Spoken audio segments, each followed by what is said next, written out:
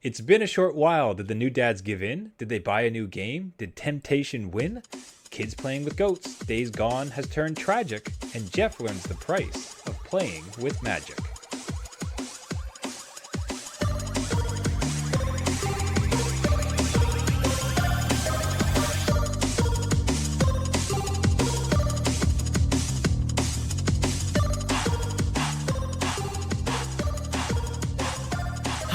Adult beverages are poured. The kids are asleep. Welcome to New Dad Gaming. It's a show about fatherhood, gaming, and new fathers figuring out their gaming lives. My name is Trevor, and I have a 9-year-old and a 7-year-old. And I'm Jeff. I have a 14-year-old and a 12-year-old. Each week on the show, we try to show that just because you became a dad Does not mean it's game over. Welcome back, Jeff. It's been a while since we've been in the saddle. It has been. Yeah, we say every week, but not for this. Yeah, and for no particular reason, and I think it's a perfect showcase of fatherhood in the sense that there was no tragedy, there was no massive life event. It was just life itself. And for like 4 weeks, I think it was like 3 weeks we've missed now. You and I were back and forth every week. It's like, hey, can you do it tonight? No, I'm dead. I'm busy. There's sports. There's a family thing. Something. Yeah, no, things just kept getting thrown in the way, and that's how we juggle life here. We try our best. Absolutely. But I came on back, as always. Thanks to everybody who sent out well wishes and messages, trying to figure out when the next episode was dropping. If you'd like to do so, if you'd like to prompt us to make sure we're staying on schedule, you can reach out to us, newdadgaming.com and at newdadgaming.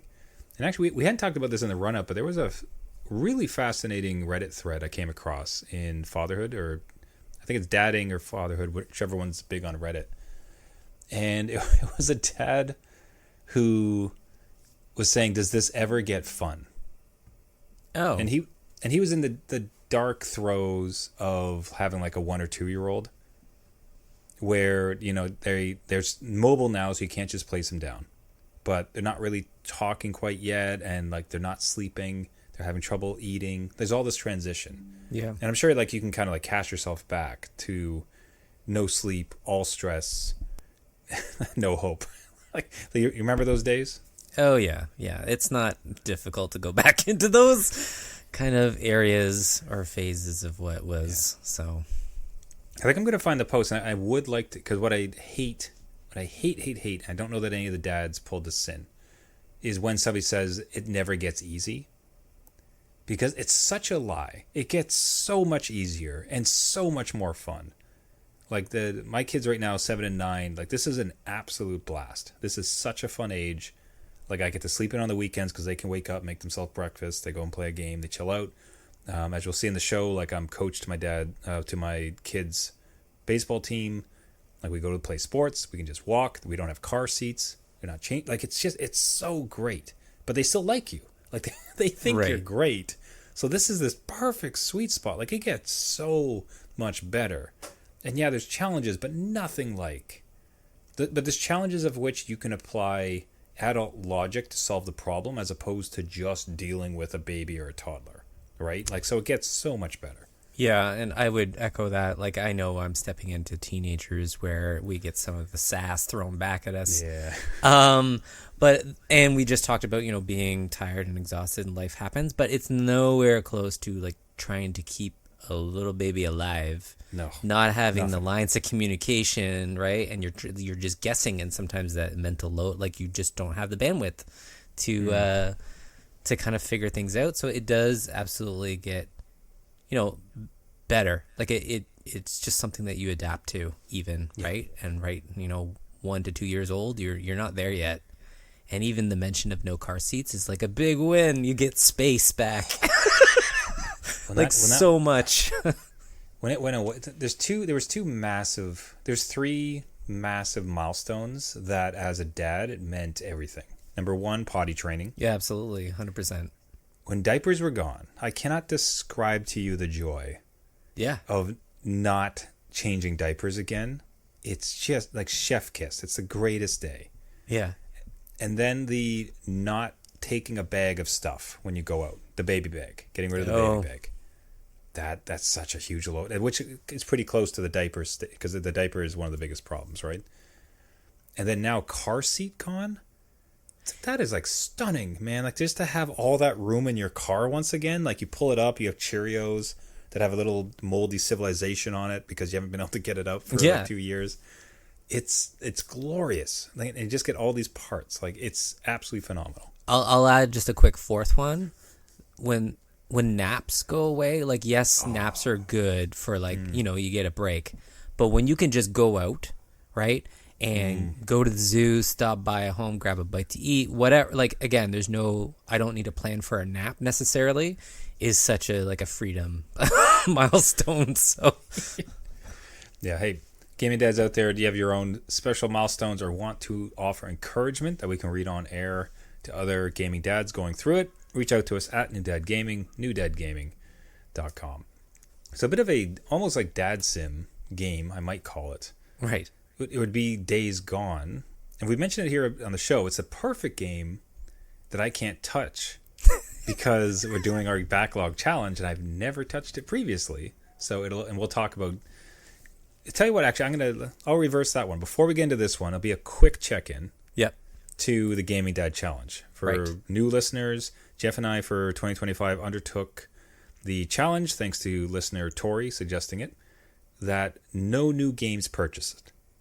And we threw an extra caveat onto that. It's not necessarily about the materialist part of it. It's more about just nothing net new. So what that meant for a guy like myself is like I'm not allowed to play a new game on Game Pass because there's always like new titles. So it's just play what you already have played and finish those.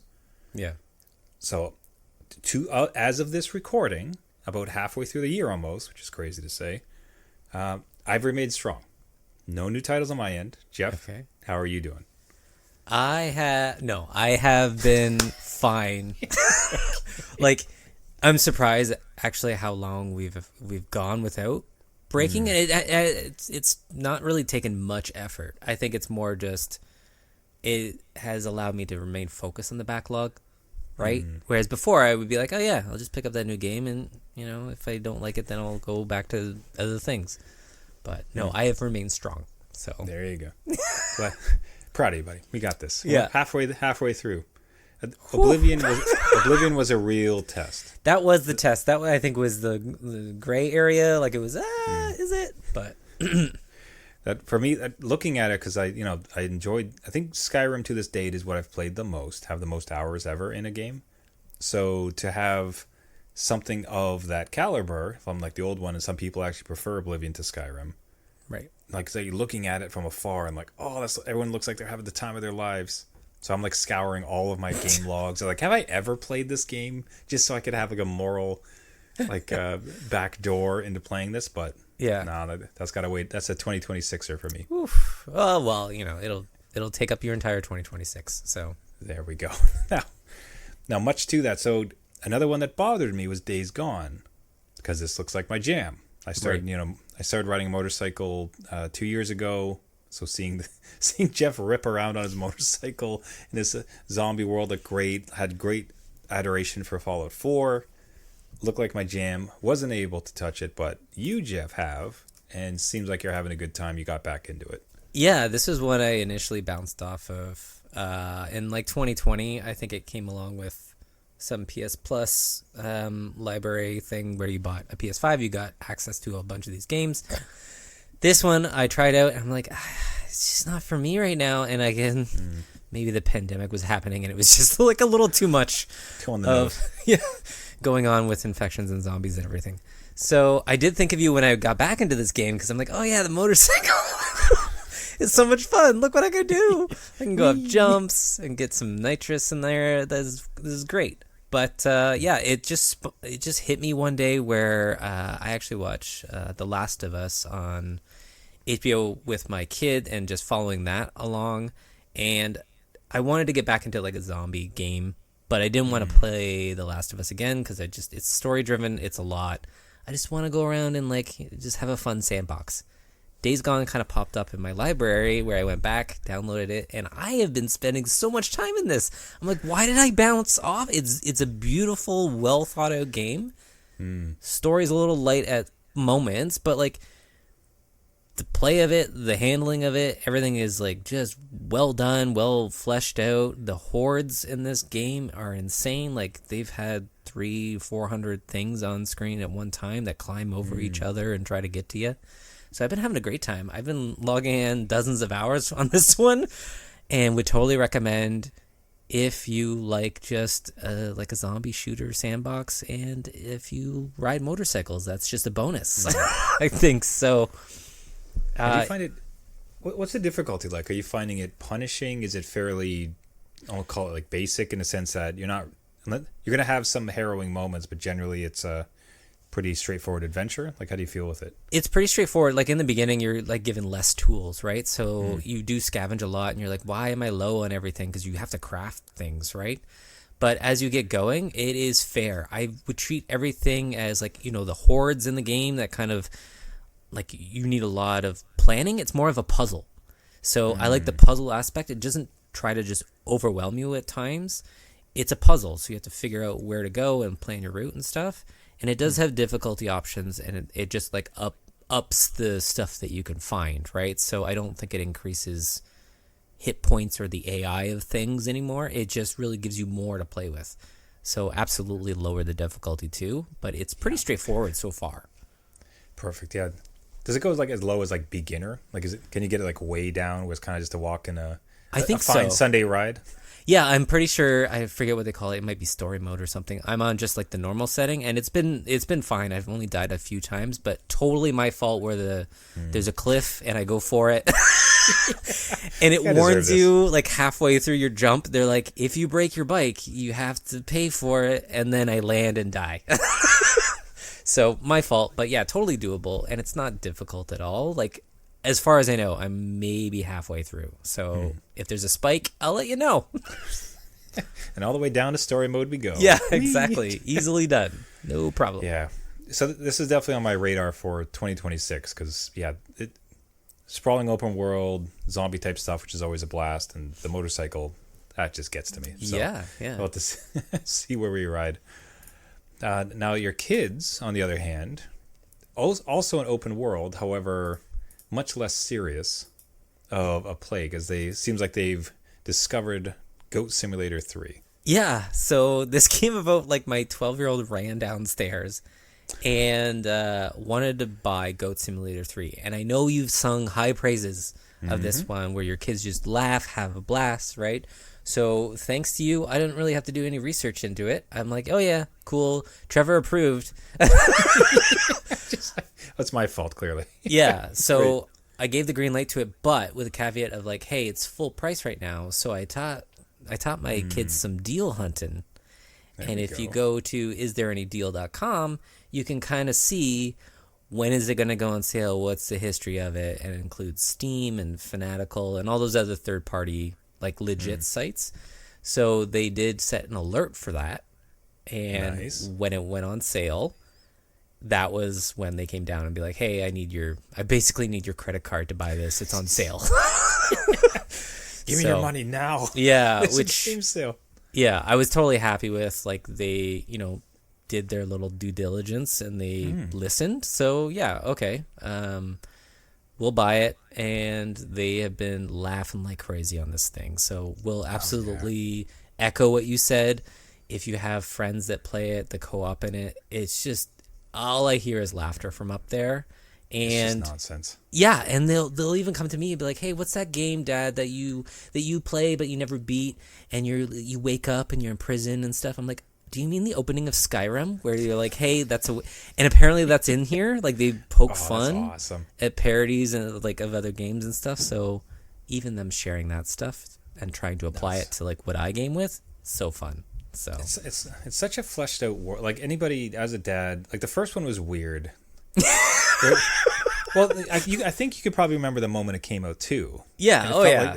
It felt like it was kind of, as they say, like taking the piss. It's just like, it almost feels like you're making fun of us as gamers. Yeah. But it was silly, but it felt like it was made for a viral moment. It's like this was not intended to be an actual video game. It was made to be covered on the news. It's like, oh, there's one where you could be a goat. Right. Yeah. As a farce. And instead, however, like what they've now done, and I can't speak to those ones. I've not seen 1 and 2. With 3, like this is just an actual game. And they've just leaned into the nonsense, have fun. Now the goat is going to turn into a monster truck and zipper, whatever the mode is. Like they've just completely leaned into the farcical nonsense fun part of it in the greatest fashion. And for kids, like they're just adoring it. And it's one of those interesting ones that my kids keep going back to. Oh, okay. Like it's always installed on the Xbox, and if they've had a bad round of Fortnite or something, or they're done with something else, they'll pop into here for almost like a cleanser, because they always have a good time. Yeah, that's good to know. Yeah, so good on you for getting your kids to wait for the sale. Like teach them a little life skill of like, you might be able to get it for less. You can save a little money here. Well, especially when I looked at it and like, it goes on sale like every month. So, like, let's not spend the 30 and spend the 10 and just wait. And, get all your friends involved, and you guys can all watch the sale alert together. So that's what they all did. And now this is what they play. So thank you for doing the homework for me. Hey, you're welcome. Hey, Gaming Dads, again, that's very much a dad. I think probably the 2 of the games that we have as far as kid-friendly approval, or gaming family approval, would probably be Boomerang Fu. Yes, definitely. Now it's Goat Simulator 3. Yep. It feels like we're missing some others. We probably should have more than that. Like, we should have more than that. I guess the thing is like Mario Kart. It's like, oh, okay, congratulations for sure, on your genius thinking. Right? Yeah. It's more like ones that you may not think to recommend. And totally. It's like and something you definitely should. So those 2 kind of stick out in our minds. Yeah, we'll have to build that list up so we can give people more like hidden gems, right? So yeah, more options. I'd like to see it. Now, a not so hidden gem, in a sense, will be a little game called Magic the Gathering, which entered into our poem, which I cannot believe that you suggested that you were playing it, but then you mentioned the reason, and that totally made sense. So what on earth prompted you to take a look at Magic the Gathering? So like you said, I've never played, but what caught my attention... Hold on. Like never once. Like never all through once. High school. Nope. All through college. Like you went to art college. There was nerds there. Once, No, never played it. I know about it. I've heard about it. I saw the table of people playing it and never sat down at the table. So I have never played it. And what actually made me take a second look to it is their crossover with Final Fantasy. That's so good. Which is totally a hook, because it's something that I'm like, oh no, that'd be cool. And then I saw some of the cards that came out that people were collecting from this crossover. I'm like, oh, that is really cool, because they go through the whole series, and some of the stuff they put in there, I'm like, that's really neat. The artwork's awesome. What they say and what their attacks kind of line up with, who they are as a character. That's fun. Let me look into it more. And that's when I discovered the Arena app, right, where you can play Magic digitally, and they have the Final Fantasy cards on there. I will say, and I don't know if you said this to me before, the prices of these things are way more than what I was expecting. I'm like, oh, this is Pokemon level. And I knew that it was expensive, but not at that level to where I was like, oh, I want the Final Fantasy cards. I don't know if I'm going to pay that price digitally to have them. Yeah. I would rather some physical cards, and I don't know if those are even more. So I don't know. Yeah, that'd be interesting. It's wild. The thought that it would cost that much, and even with the cost, it's free to play in the sense that you can grind it out and get enough, but it's going to be very slow, and it's made in such a way. I wouldn't go so far as to call it predatory, but it's certainly pay to win. Okay. That I'm comfortable saying, because to have a viable deck as far as beating people, you need to buy a bunch of packs, and some of the more powerful cards, of course, are going to have a lower, surface rate. So you're going to have to pay a lot. So if you want to have a competitive deck, theoretically you can get it by playing for free, but more likely you're going to have to purchase some. Right. Okay. And then you see the purchasing of it, and it's like, ugh.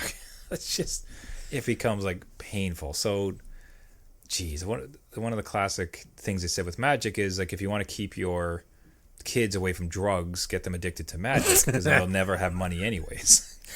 So. I mean, from what I saw, yes, absolutely true. Holy, yeah. So it's tough. Like, I mean, what would be nice, and again, like just given their model, they want you to buy a lot of packs to try to get much like a Pokemon, right? They're not going to sell you, hey, here's a pack with just the cool cards you want. They'll be like $50. It's like, no, you're going to need to buy 100 packs, and maybe you'll get the cards that you actually want. Yeah, like even on screen right now, we're looking at some of them, right? I'm like, oh, some from Final Fantasy IX, that's really cool. I want like Vivi, and I want some other ones from like Final Fantasy VI. And now I can understand the whole Pokemon craze because like I knew about it, right? And I know the kids are interested in it. But trying to get them all, absolutely. That's what I would want. So, especially if you're just really into it. Like the thought of like, you could just see Cloud, right? It's like, how rare and how exciting would it be to pull like a Cloud? Yeah. Of all the characters, right? Except that the second that you do, like people are going to be clamoring into the card shops to do it because if you get Cloud, you can then just sell it. Right. So it's the same market nonsense that happens with Pokemon, where it's like it'd be fun to just have these cards and to be able to play with them, but that's not how these games work anymore, and it just feels like it's been exacerbated by those who grew up with it now having money. Right. So they can like kind of pump unnecessary amounts of money into this silliness. Yeah. Yes. I will say like the game itself is fun. Like I did go through the tutorials to try and get to the Final Fantasy packs because it doesn't immediately show you on the menu like, hey, no, we need to train you before you go out there. It is a fun card battler. I don't know if I'll like totally dive into it, but whoa, you weren't joking about the information. Like there is a lot thrown at you. I'm like, oh, I thought it was like a rock, paper, scissors thing, but it's like that times 2 and these other elements, and you have to like set the field with like playing cards or something. I was just trying to go through to get to the menu to see how much it was for the Final Fantasy cards. And actually what's perfect is like on screen now is an example of this. We can talk through it, and it's good for the listeners to kind of understand it, because maybe like me, you played it a bit in high school, and it's like, I have a 2/2 bird that flies. That means that you can't stop it. Oh yeah, I have a spider with reach, and it can stop that flying bird. Haha. And that was kind of the depth of it. Right? Okay, yeah. See, so even you like are. That, I was like okay. You're like, cool, you nerd. What if you say nerd? No, I'll just have to call you up and play along and be like, okay, Trevor, what's the next card I should play? Like, whatever their 4 eyes, I'm going to go take my football and smoke cigarettes underneath the banister because I'm going to cool do all the like drugs. That. Thank you. Super cool high school, Jeff. So if, like me, you had a tangential understanding of like, okay, there's cards, some cards can attack, some attacks have like some special stuff. Fine. Right. They entered new stuff. And somebody will lay something down, and this thing apparently is called like a saga. And it happens over, as this saga enters and after your draw step, add a lore counter, sacrifice after 3. So you add a token to it, and the first time it's like put a counter on something, and then you put another counter, then you draw a card and create a food token. And number 3 is create a white halfling creature for each food token you can. It's just, that's a lot. And this is one of like 50 of these things.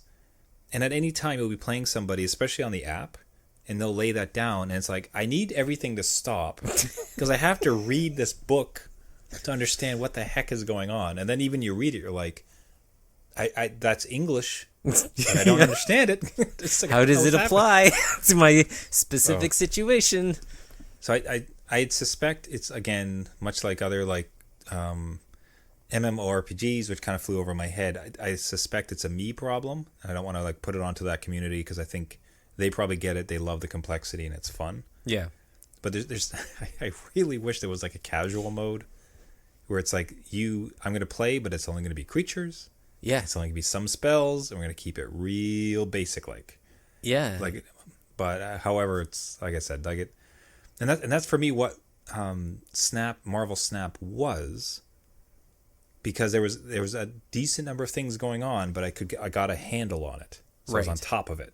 Yeah. And I could play it, and it was great. And then the new season came out. It's like, hey, we're introducing these 3 new effects, and it's like, well, That's it. I'll just see myself out. It was a lot of fun. I hope you all have a great time. And Yeah. I left, and I've never gone back because of that same reason. It's like, this is now too complicated. I don't have time to do homework for the games I play. Yeah, so I had that feeling going through the tutorial, and I kept thinking back to, like, I used to have board game night with a good friend that would buy a new board game like every month, and these things were complex. Yeah. And they would know, because they would study the instruction booklet, and it would come with a duotang of like just rules. And you know when they're explaining it and you're just like glazing over, you're like, I'm not ready for this exam. If we could just have fun, and I want to play my little character and my little miniature and go fight that little miniature over there, I'm good for it, but I can't do all these things right now. But I appreciate that they learn and people learn these systems, because it does take a lot.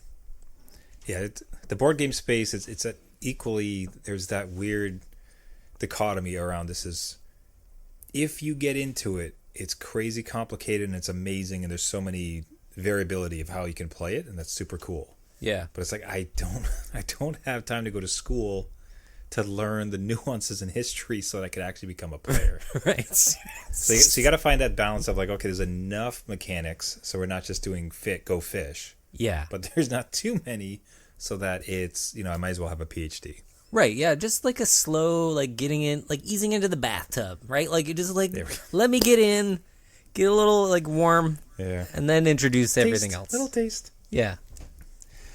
Like I said, maybe it's just an us problem. So it probably is a me problem. Gaming dads would love to hear your angry rants at us, or your heartfelt condolences and support for what we're going through with this. But yeah, it's certainly interesting. There'll always be an allure to it, and I should actually do a bit of research to see if there is a base mode where you can kind of just keep to the basic version of it and just try to have some fun. Let me know. We'll see. Love to be corrected. Hey everybody, that'll wrap it up for the show. Again, did we anger you with our Magic the Gathering talk? You want to give us a piece of your mind? Are you yourself enjoying Goat Simulator 3 or Days Gone? Or are you participating either successfully or have failed a challenge this year to not purchase any games? For any and all of the above, we'd absolutely love to hear from you. Reach out to us at the show newdadgaming.com or at newdadgaming. Hearing from the audience is by far the best part of the show. Again, thanks for all the notes about our absence. No reason. Just hashtag dad life. It's right. Hoping to get onto a bit of a schedule here, but hey, summer's going to be buck wild, so no promises. It's true.